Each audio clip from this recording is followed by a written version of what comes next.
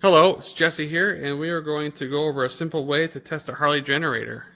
Um, the purpose of this is, of course, I just got done rebuilding this thing, and I want to test it. So I rebuilt this a while back, and I haven't had a chance to test it yet. So I'm going to go over the earlier ones, the 32E and this 52E right here. This one just got done I just got done rebuilding this one also. I got to put brushes in it yet, obviously, you see there. And then we'll test it as well in this segment. We'll also test a 61 model and possibly another generator if I could come up with one laying around here. So just stand by here and we'll go over some stuff.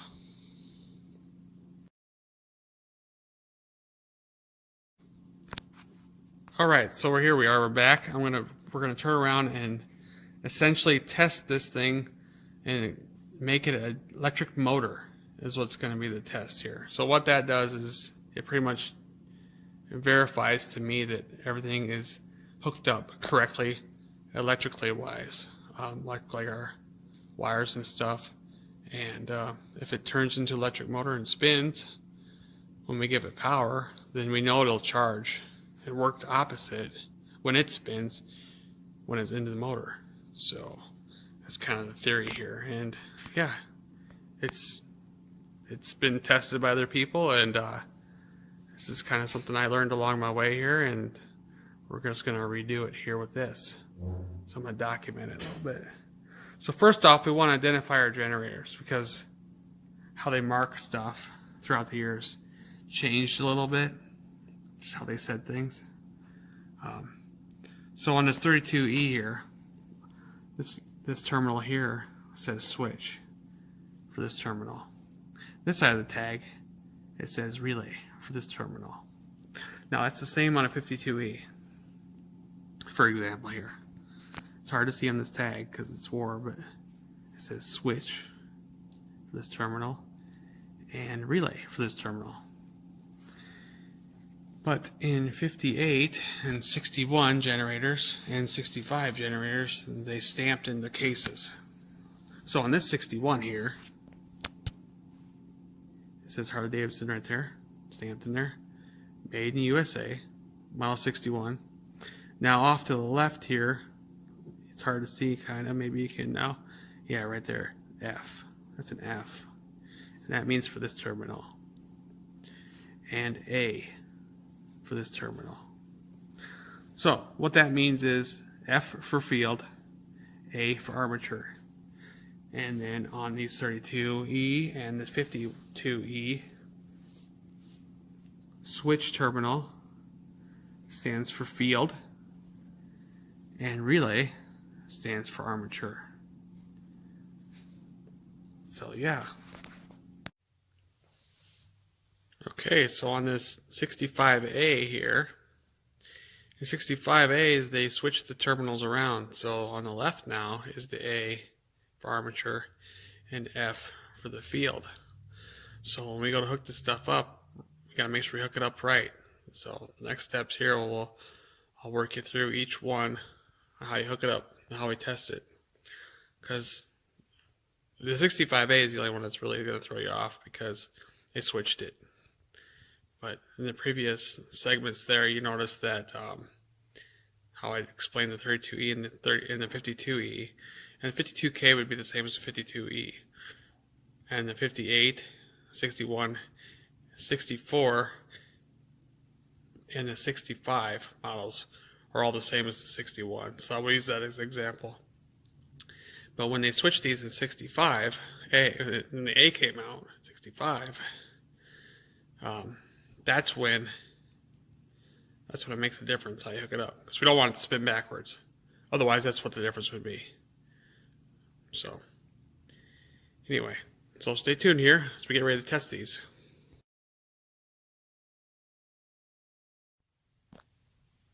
All right, so let's get to testing. So first off, we're going to need a power source, our battery here. It doesn't matter if we're doing a 6-volt generators, what we're going to be testing, but it doesn't matter if we're using a 12-volt or a 6-volt battery. 12 volts is just going to make the generator spin faster if it works.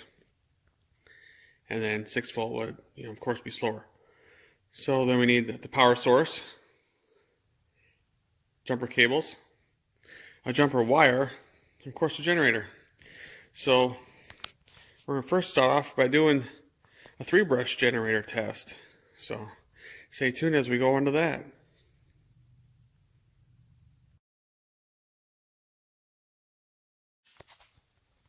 Okay, so here we are. We're going to get ready to test this 32E. Now, like I said before, identifying, we got switch over here. That's our field. And relay is our armature end.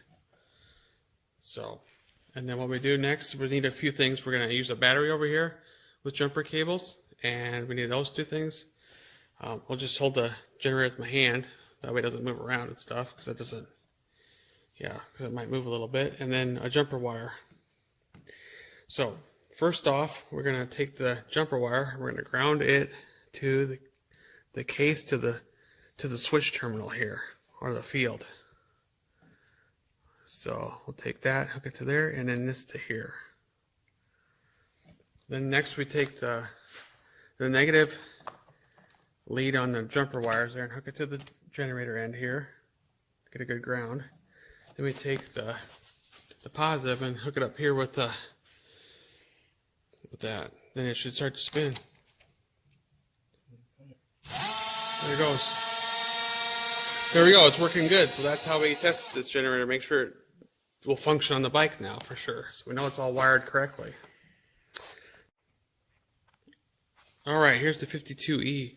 This will be just like the 32E, but I just got done rebuilding this one not too long ago too. So I just got done putting brushes in it now, and we're going to test it and see how this thing turns out. So we're going to take the jumper wire again, hook it to the switch terminal over here, which is your field, your ground.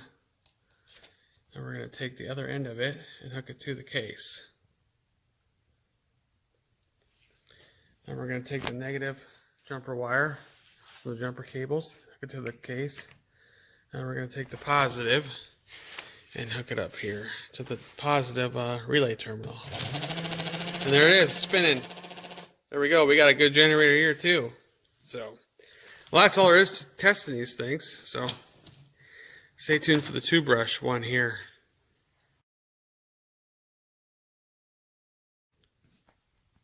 Alright, so now we're going to talk about testing a 2-brush generator. Now, with the 58, 61, Model 64, and then the Model 65, the field was on the left and the armature was on the right. And you know what, it's not much different than the 3-brush ones, except for it doesn't say F and A, it says switch and relay. And so I've explained that multiple times. So it's the same setup here. It's just now that we're not talking about switch and relay, we're talking about field and armature. So we're going to take our jumper wire here. We're going to do the same process as the 3 brushes. So we're going to take the jumper wire here, hook it to the field, and turn around and then ground out the case with it. Okay.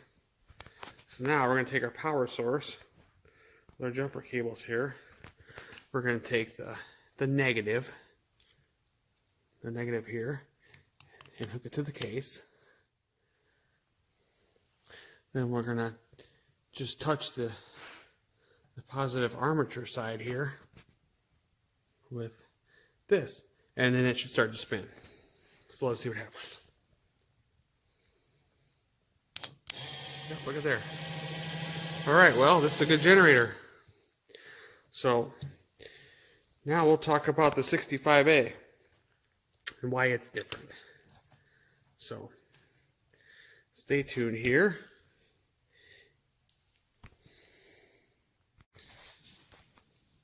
Alright, so here we got the 65A on the block here. We can't test this one because it is seized up. So there's no reason to even try to see if this is good. It won't turn. So just going to do a quick overview of how you hook up 65A 12-volt generator up. Now compared to like I said before, A for armature is on the left now. So of course we do in the field. We'd hook it up just like the rest of them we did. Field to the case. And then we would take the negative one, of course, hook it up to the case here. And then positive to the armature up here now. So it's just opposite of the 61, the 58, and the regular 65, and the 64 generator. So, hope you enjoyed all this, and maybe in the future we'll rebuild this generator. Maybe that other 61 I have. I don't know, we'll see.